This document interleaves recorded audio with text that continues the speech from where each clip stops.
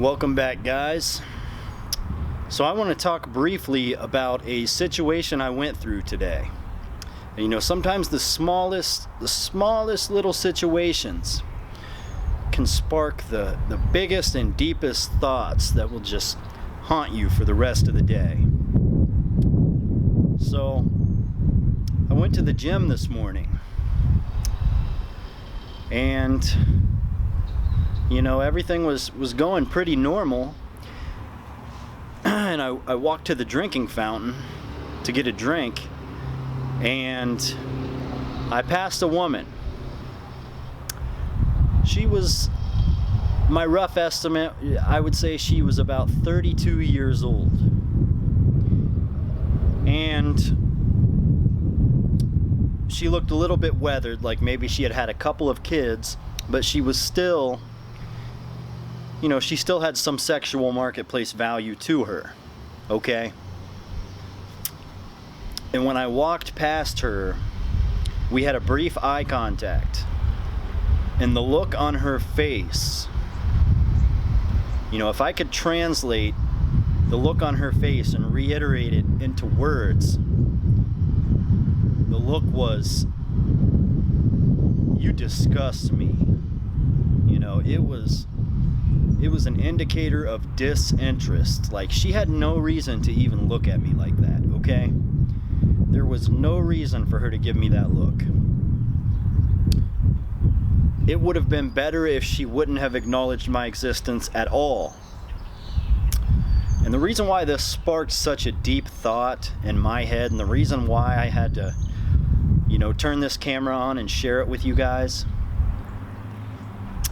is because, you know, I'm a realist, okay? I don't overestimate myself. I don't underestimate myself. I know right where I fit in. And I'm a very average man, okay? And average is a broad range, guys. If you are a 7 in the sexual marketplace, or in terms of sexual marketplace value, anywhere between, I would say, 7 and 4 is average, okay? If you're below a 4, you're definitely a TFLer. You know, if I'm a 7, if I'm 6 feet tall, you know, at least average looking in the face, I'm in good shape, I'm healthy, you know, I should be a 7 in terms of looks, right? In terms of money and status, I'm average. I make enough money to pay my bills and then some. You know, my life is fairly easy. You know, I don't struggle to make purchases that I need or, you know, anything like that. And I know there's a lot of people that do. So, you know, I can't consider myself below average in terms of earnings or looks or status or any of that, you know? And I get looks like that from women, okay? Guys, it is not looking good for the average man. Now let me explain this woman to you. Since I just gave you a brief description of myself, let me explain this woman to you. Like I said, she was, you know, I would say roughly 32 years old. Looks like she's had a couple of kids, but still carries herself well. Still has some value to her. But one thing that really stuck out in my head when I looked at her, she had a Louis Vuitton gym bag, okay? Yeah, that's like $1,000 bag just to put your gym stuff in, just to put your sweaty gym shoes in. You know what I'm saying? So I became somewhat obsessed with this situation. Like, I wouldn't say obsessed, but hell, yeah, I was somewhat obsessed with this situation at this brief moment. So I was kind of in the corner of my eye watching this girl's actions. You know what I'm saying? And the reaction she gave to this young 21-year-old, really good looking, absolute fucking, he looked like a fucking supermodel, okay? The looks she gave him were looks of sexual desire, right? And that's fine. You know, I'm not a jealous man, but I just, like I said, I was so invested intellectually invested, I would say, in this situation. Not emotionally invested, intellectually invested. Because when I see a social situation that just really sparks my interest, I have to pay attention to it, you know. So she was showing this young man all this sexual attraction, right? And then the young man had, I'm not sure what happened. I think he had to leave, you know, he left. And then she went on to flirting with a man who was about 40 and clearly a wealthy man. You know, judging by the vehicle he drove, the clothes he was wearing, you know, he had an Apple Watch on, and everything was name brand. He had a bracelet that looked like it was, you know, at least solid gold on his other wrist. Clearly a man with money, you know, and she flipped the switch and was showing attraction to this man, but it was a different kind of attraction. It was a facade, as if she were in love, like she had some sort of emotional attraction to this man, when it was clearly evident by looking at her Louis Vuitton bag that the emotional investment that she had in this man was based on hypergamous instincts, you know. Now, me myself, you know, I wasn't dressed the fanciest. I don't want to dress the fanciest, you know what I'm saying? That's never going to be my goal. I don't want to impress people, because I don't want to impress the wrong kind of woman.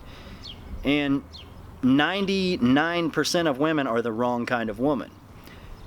This woman isn't much different than the majority of women out there, you know what I'm saying? So, you know, it just really pulled me into a deep thought, because I know I'm a man with some value. I'm above average, okay? You know, I'm on the high end of average, I should say, right? And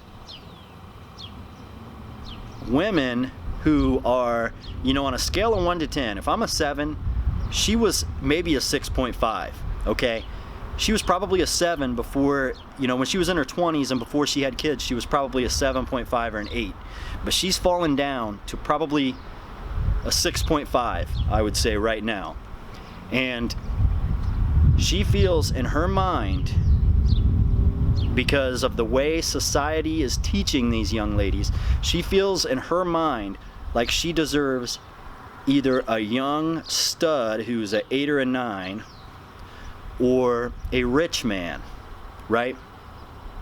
She deserves better than an average man. You know, this is why men are going MGTOW. Now, a lot of MGTOWers are TFLers. You know what I'm saying? They're TFLers that just never admitted to themselves that they were TFLers, so they went MGTOW. But a lot of men, you know, average men or slightly above average men, who realize that, you know, once you get a good look at female nature, and you realize you are going to have to put a lot of fucking effort into getting a woman. You know what I'm saying? A lot of bullshit effort that a rich man doesn't have to put in, or an extremely good-looking man doesn't have to put in. You know what I'm saying? So at the end of the day, why is it even worth it? And I believe, you know, I'm keeping all of the politics aside. We can get into that on a different day, but I'm just talking just social standards right now.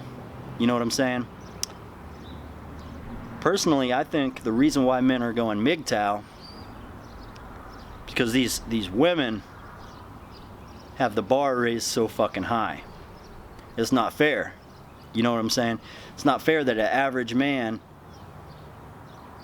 has to go to the gym and be looked at in a way, you know, just a heartless way. You know, letting you know that you're not on her level. Even though subscribe to the channel. I'm not even really attracted to her. You know what I'm saying? Like, she's below my standards. and I'm below her standards. You know, I don't want a 32-year-old woman with a bunch of kids who's high maintenance. You know what I'm saying? I don't want to deal with that shit. No matter how rich or good looking I was, I don't want to deal with that shit. You know what I'm saying? It's not worth it to me. But yeah, guys, I just wanted to have a quick talk with you and just, you know, get this off of my shoulders, and hopefully some of you can find this somewhat relatable. You know, these women's standards are too damn high. It's unrealistic. And, you know, the average man or the below average man, guys, it's pretty much over for us. You know, it's game over. It's time to buck up and go MGTOW until these women learn how to behave. You know what I'm saying? Anyways, guys, I hope this video was somewhat informative. And as always, stay MGTOW.